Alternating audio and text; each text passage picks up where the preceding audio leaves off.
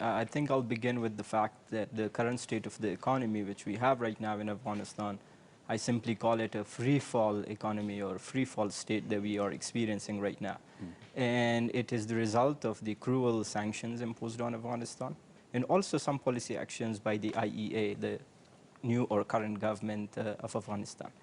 I think we have to look back at the fact that when Taliban took over Kabul last year, immediately sanctions were imposed. And at the same time, which is very important, our correspondence banking just stopped.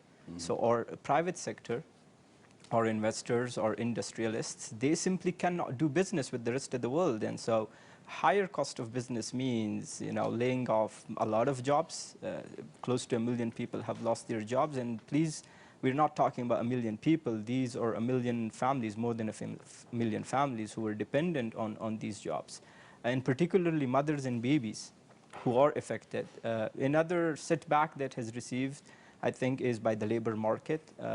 We do not have anything to offer to the 600,000 young people that are coming into the job market every year. Yes. So there are limited opportunities, and you can see a brain drain for a justified reason or economic migration for the justified reasons. Businesses, young innovators, founders, startup owners, businesses led by women, artists, artisans, all are trying to leave Afghanistan and have left Afghanistan in quite a significant number over the last year just because we have economic issues. So I believe that we do not have resource shortages. In fact, it is the inability of Afghans to have income levels, to have jobs in the current situation. And as I said, it is the result of the indifference of international and regional powers.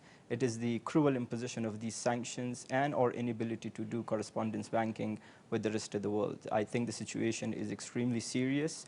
There is a liquidity crisis right now happening in Afghanistan, and if certain concrete actions are not taken by all parties involved, we will be witnessing a very worse or dire situation in the coming future as well.